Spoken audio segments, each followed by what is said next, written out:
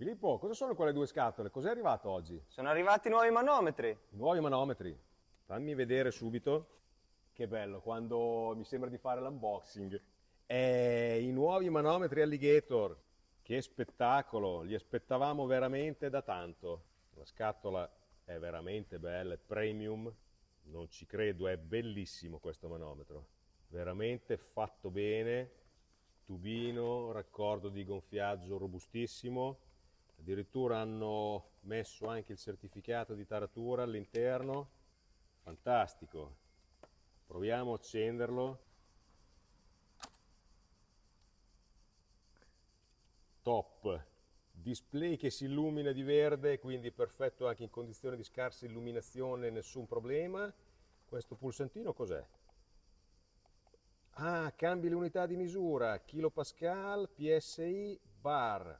Non ci credo. Fantastico, questo è il primo manometro veramente completo digitale. Top, bellissimo.